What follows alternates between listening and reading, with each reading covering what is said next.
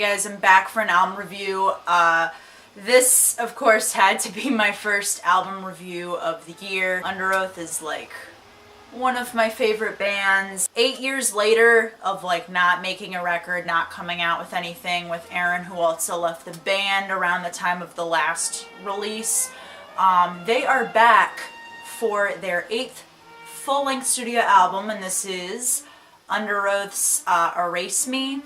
A lot of fans, including myself, were really anticipated on this release. I think some people were worried because they switched to Fearless Records and they were on Tooth and Nail for such a long time, and Tooth and Nail is such a great record label. It's more for like Christian-based and spiritual-based bands that are a little bit more either like metal, hardcore, alternative in the scene. There's so many good albums that came through from that record label, so I was kind of nervous just because like I'm a huge Tooth and Nail person, and like Underoath kind of made a certain sound on past releases, so I just was really nervous about this, as other people were. They came out with their first single, On My Teeth, and from the get-go this is definitely a very striking song. Spencer's vocals just attack and annihilate with these really heavy, gutty screams. Aaron on this track sounds great with his drum fills. And Aaron also gets to shine on this track a little bit vocally, taking turns with Spencer on the chorus. He sounds very raw with his vocals, and this track just feels like Underoath, but also in a new way. I definitely feels a little basic in a sense, but I still think they do a great job of showing who they still are and their identity on this track. And there's also other songs on this record that are very hard-hitting. One that comes to mind for me right away is the opening track, It Has to Start Somewhere. This song just screams Underoath to me in every way, shape, or form. The drums kick right off, pounding away, and Aaron gives us some incredible speedy fills on this song. Definitely one of my favorites as far as his drums are concerned. And it also has Spencer's more signature vocals with the screams transitioning to more of his cleans. And the guitar is very strong on this. It's an in-your-face, but it also has these intricate tendencies that show Underoath style, because on their past work they did such a great job too of blending this heavy, distorty sound, but also these very ambient and intricate parts that just glide through flawlessly. I'm surprised that this wasn't one of their first singles, just because it feels so Underoath to me. I think a lot of older fans will definitely like this song. Another one of the good heavy moments on this album is Hold Your Breath. This song has a great balance of being heavy, but also smooth and ambient. This song consists of a lot of distorted guitars, but it also shows Spencer giving us more of a clean melody. I would also say another strong standout track on this record that's probably my favorite, I think, is In Motion. It's probably one of the heaviest moments on the album as well. It has the best vocal performances, in my opinion, from both Spencer and Aaron. They do a great job of hitting these higher notes towards like the end of the lines of each lyric. This song definitely is packed with a lot of passion, just the way both of them are really using their vocals on this. And it also, again, has this very strong sense of Underoath in it by how passionate it is. There's also some times on this record where I'm really not sure with some of these songs, and they kind of make me scratch my head because they feel not necessarily out of place with the record, but they just feel like the black sheep. One of those for me was the second single that was released, Rapture. A lot of fans, especially more of the older fans, really did not like this song at all, and I can understand why. A lot of people were saying how it sounds more like it would be a Sleepwave song, which, if you don't know Sleepwave, that was Spencer's other bands before rejoining Underoath, and after Underoath disbanded as well, he started this more industrial rock band who are good in their own right, but this song definitely has that identity to it, just based on how it's so synth heavy and it's very industrial synths, and that really takes over the song, and I feel like in a way it kind of washes up the guitars and the vocals, especially Aaron's vocals. You really don't feel his vocals as much. They kind of feel muddy. And I think Chris does a great job, the keyboardist on this record, of really showing his talent and his potential, but I just think that the oversaturation in the synths really is what brings this song down.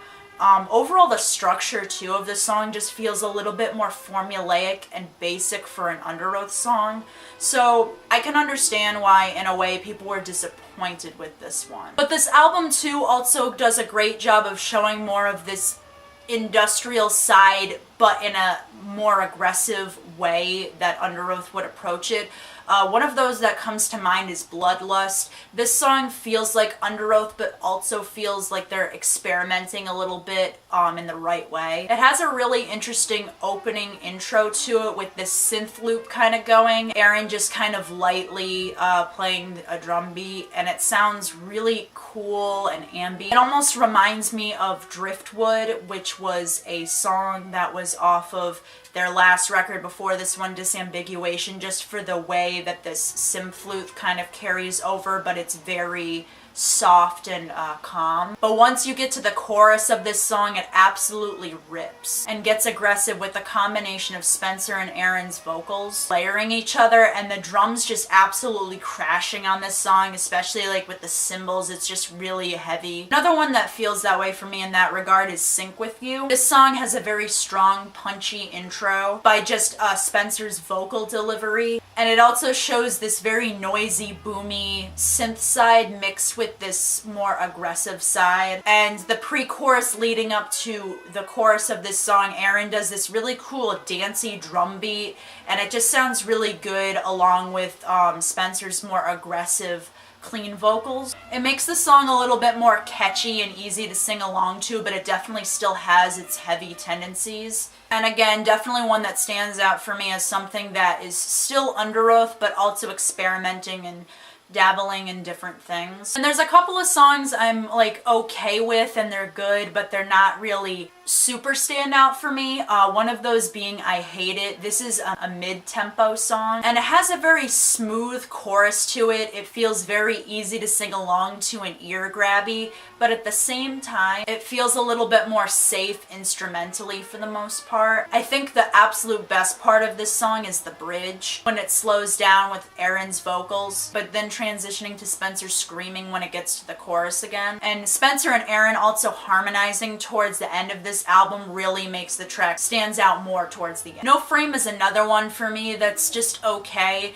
It's more of an instrumental track than anything, and it consists of heavy saturation in electronics and keys with distorted vocals from the beginning, mostly from Aaron. But it gets more dynamically interesting once the more crunchy guitars come in, layering more of an aggressive song. I Gave Up is the closer on this album, and it's a very interesting one. I think it tries to be a little bit more reflective, especially in how the instrumentation is. It feels very atmospheric. Instrumentation is so light, especially towards like the first half of this, but still also saturated in keys, and Chris really showing what he can do. And some of Aaron's vocals on this song get a little bit distorted and choppy, which I think is interesting, the use of vocal manipulation, just how it plays with the keys. Completely, I think Underoath made a record that has a strong sense of who they are as a band for the most part after not making music for years. I think this is going to disappoint fans in some way because some of the choruses feel a little more generic, they feel a little bit more safe, but I still think Underoath packs a punch on a lot of these songs with the aggression. Spencer's vocals really do sound great. He always does a great job transitioning from his screams to his cleans. I think Aaron and Spencer do a great job on some of these songs, working together, harmonizing and layering their vocals, and they do a great job of that. But I think at times too, Aaron's vocals can get a little bit muddy, like I said, and feel a little bit hidden in some of the mix. Just because of how saturated a lot of the synth is on this album. It feels like Underoath kind of tried to make a heavy industrial rock record And that's not to say that this sounds like a Sleepwave Part 2 or something like that. I don't agree with that at all. But this album feels a little bit more squeaky clean in the production. But I think what really helps this record and makes it stand out is how the use of the keys in this really create these darker tones to the album that just play right into the lyrics as well.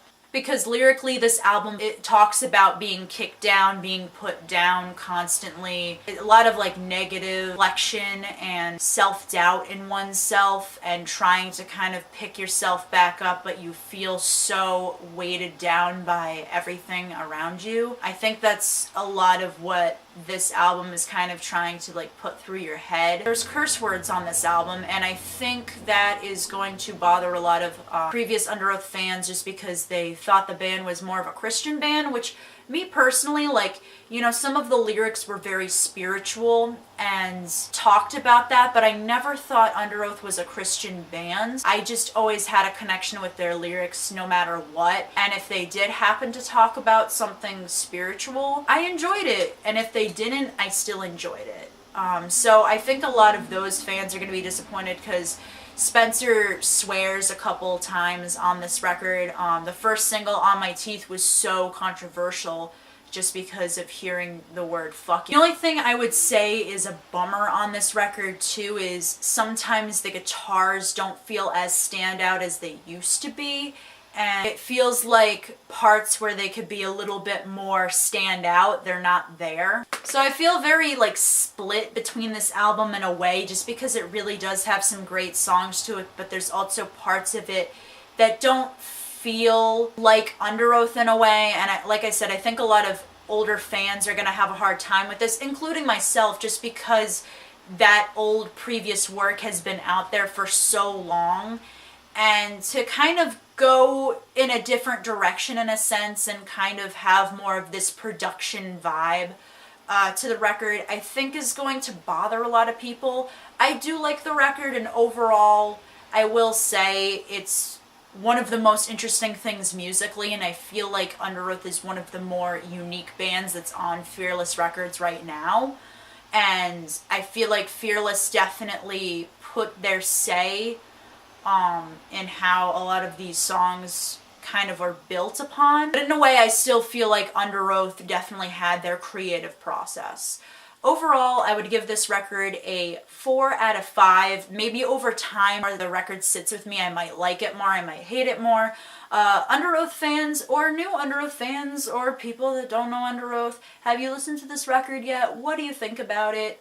Do you feel like Underoath is completely going into a different direction, or do you like this different approach that they're taking?